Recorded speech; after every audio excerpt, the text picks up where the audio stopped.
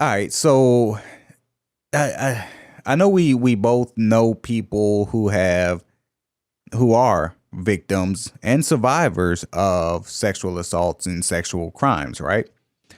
I do have this one friend, and I hope she doesn't mind me sharing her story. She was living with her mother, a single parent. Her uncle was molesting her at the time from the ages of like 9 to 12, straight up molesting. And she goes to tell her mother, hey, Uncle so and so has been molesting me, touching me inappropriately. So, mother wasn't listening, swept it under the rug, as P said, we tend to do in our communities, right? So this molestation went on, it went on, and it went on for it was 3 years. And it got to the point where she's like, my mom's not believing me. What do I do now? I don't really have any other family. It's just me and my mother. So she tells the school, she goes to the school, she tells the school is either the principal or a counselor or something at the school that my uncle's been molesting me for years. School does what they do. They call the police. There's an investigation. The mother denies that this ever happened. The uncle, of course, denies that this ever happened.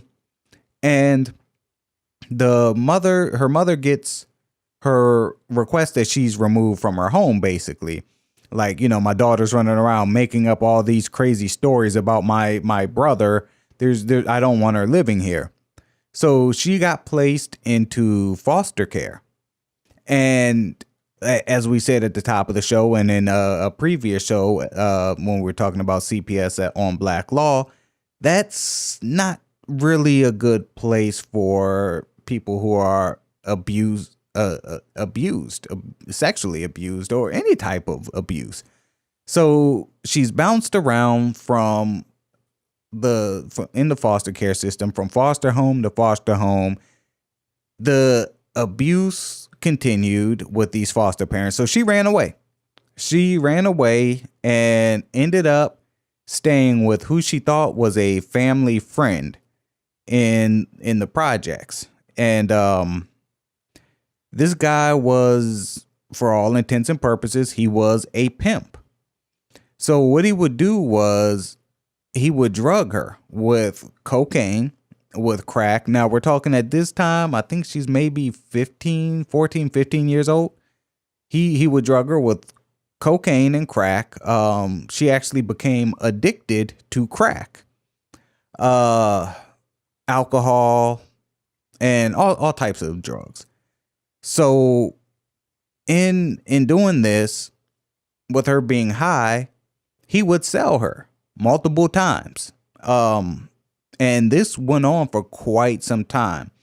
And she was so strung out as a teenager that she couldn't leave. And it wasn't even a matter of, this dude physically preventing her from leaving. No, he got her strung out. So she was being basically raped by multiple people a day. And this happened for quite some time too, until the dude ended up, I think he got arrested, and she ended up back in the foster care system. Now, at this point, she was 17. A 17-year-old that's been through molestation by a family member, been through abuse by foster care, been prostituted at the age of like 14, 15, strung out on crack cocaine.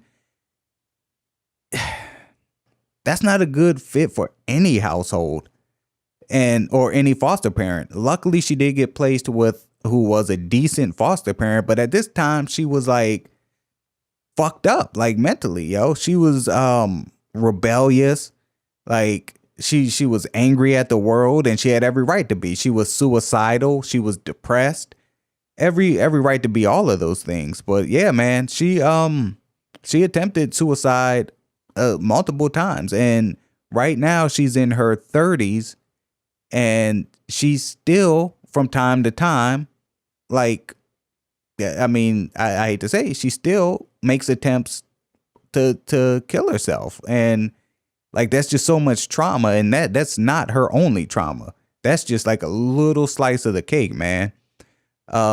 Do you know anybody personally who's experienced sexual crime, sexual abuse? Well, I don't know anyone to that extent that had it that severe, but I stated earlier about some of the instances of people I know close to me, and how when they stepped forward, spoke up, it was immediately rejected and slapped back down. And that's why people don't step up and don't seek help. And it's even worse when you're married, because in domestic violence situations, a lot of women who are victims of domestic violence, when they try to leave, they get assaulted, they get killed. Yeah. So it's just a bad situation to be in, and you tend to be alone. And the sad thing about the law is, if they don't have evidence, they can't do anything. And you can call the cops all you want and say someone is a danger to you. Typically, the cops can't do anything until that person harms you, and a lot of the time that results in them killing you, or you just end up killing yourself or killing that person, such as the girl recently who had finally got a pardon after murdering her pimp that was pimping her out as a child almost her entire life. She murdered him. Everybody's probably heard about this case recently.